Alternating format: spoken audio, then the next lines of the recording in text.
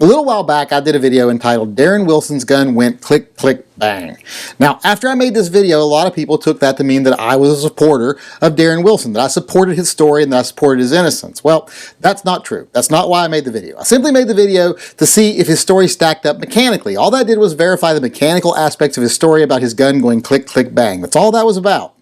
Now, am I a detractor of Darren Wilson? No, not a detractor of Darren Wilson either. I'm neither a supporter nor a detractor of what he did. I can give a cop the benefit of the doubt. I don't think that they go out that day saying, I'm going to kill me a bad guy whether he's guilty or not. I just don't see that happening. So I usually look at this with, like I said, giving them the benefit of the doubt. And I do so in this case too.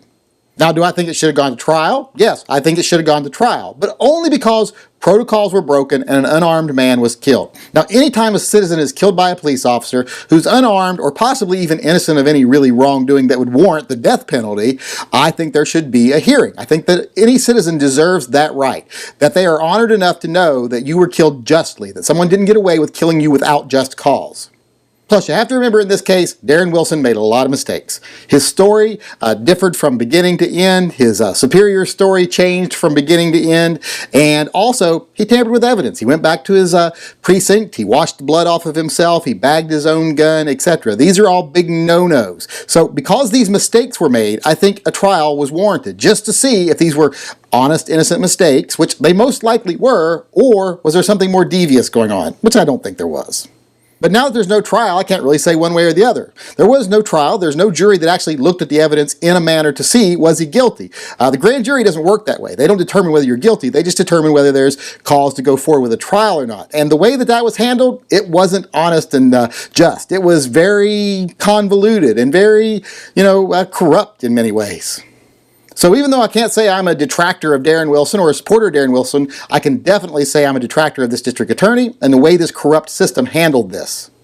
This district attorney acted as a defense attorney from the beginning. He crafted a defense for Darren Wilson and the county, not an offense. He did not go after them. He did not act as a prosecutor. He didn't craft a prosecution. He crafted a defense. He also gave the jury false information. He gave them a copy of a law that says that a cop can shoot someone fleeing arrest just because they're fleeing. That's not true. It hasn't been true since 1985 when the Supreme Court said that was unconstitutional. That's been the case since he's been a district attorney. It's been the case since his assistants have been practicing law. Never has that been the law under their reign. So I don't know why they would think that that is something they should give a grand jury. And then later when they tried to clear that up, they didn't even clear it up. They just said, oh, some of the information we gave you in that packet doesn't jive with what the Supreme Court says. And then when the grand jury asked for clarification on that, the assistant district attorney is quoted as saying, don't worry about it. We're not trying to turn this into a law class. To me, you don't get more flagrant than that. That is a real gross violation of the system.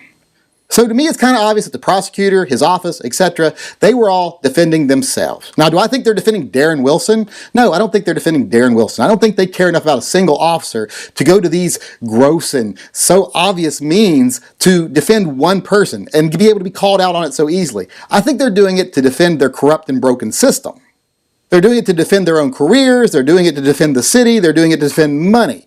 They're doing it because if they set a precedent that, hey, this guy got done wrong and now he's, entitled to damages, well, every person who has a similar story is now by precedent, declared that they are entitled to damages. So that's going to be a lot of lawsuits. And that's going to look bad at whoever's in charge. That's going to affect political careers badly. That's just not going to go well for the powers that be. And plus, you don't want to be in a system like a police officer, prosecutor, etc., and set a precedent that people in your system get punished when they do something wrong. Because then when you do something wrong, then you have to be punished. And you don't want to do that.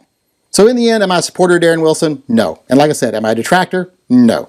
Now, do I think that he did anything grossly negligent or intentionally wrong? No. If you had to ask me my personal opinion, I'm going to say he probably didn't. But he did break enough rules and do enough things wrong that it warrants an investigation.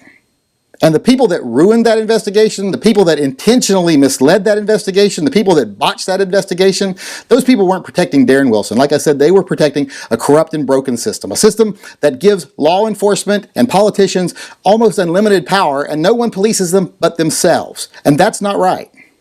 So I have no problem believing that Darren Wilson shouldn't have gone to jail, but I also have no problem believing that the system is broken, that this was merely a tactic to keep themselves from coming under too much scrutiny. This was them protecting their own corrupt ways. So I think there should have been a trial of Darren Wilson. I think that the victim deserves that. I think that the system should have been looked into closer, because I think that that would have been the result of that trial. They would have started looking at the system, not the officer. And that's what they didn't want. They didn't want the system looked at. So if you ask me, like I say, in the end, not a supporter of Darren Wilson, not a detractor, but I'm definitely a detractor of this broken and corrupt system that only pleases itself, doesn't serve the people, only serves the powers that be.